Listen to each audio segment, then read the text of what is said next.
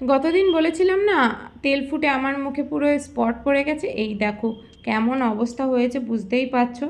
মানে এখন জ্বালাটা নেই, তবে কিন্তু এই দাগগুলো রয়ে গেছে।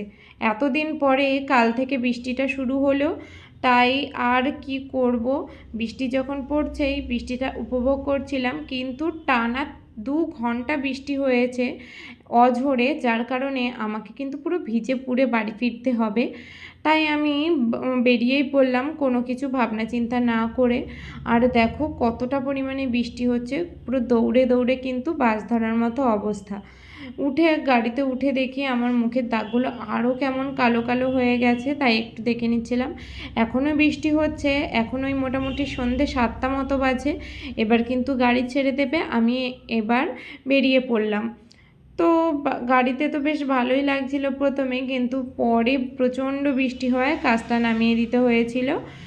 অনেকক্ষণ লেট করেছিল গাড়িটা, যার কারণে আমার 8টায় বাড়ি ঢোকার কথা ছিল, কিন্তু আমি ঢুকতে ঢুকতে প্রায় 8:30 বাজিয়ে ফেলেছি।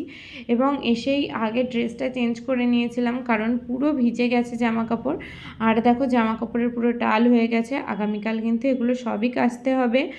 আর জামাই ষষ্ঠীর একদিন বাকি, তাই এই ঘর দুয়ার সবই পরিষ্কার পরিচ্ছন্ন করতে করতে আমার রাত 11টা 11:30 বেজে যাচ্ছে প্রতিদিনই ঘুমাতে ঘুমাতে। আর এখানে আমার বর দেখো ঘুমিয়ে পড়েছে, ওর না 2 দিন ধরে বেশ জ্বর, যার কারণে ওকে কিন্তু আমি তাড়াতাড়ি খাইয়ে দাইয়ে ঘুম পড়তে বলছি।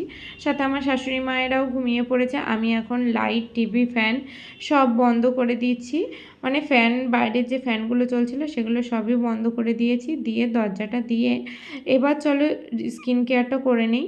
স্কিন কেয়ার না করলে আবার ঘুমটা তো ভালো হবে না। চুলগুলোকে ভালো করে বেনি করে বেঁধে মুখে যে পন্সের হাইড্রাইট লোশনটা মাখি সেটা কিন্তু আমি মেখে নিয়েছিলাম। তো পোড়া দাগগুলো এখন অনেকটা কম হয়ে গেছে। তো সবাইকে গুড নাইট জানিয়ে আজকের ব্লগটা কিন্তু আমি শেষ করলাম। সবাই ভালো থেকো, সুস্থ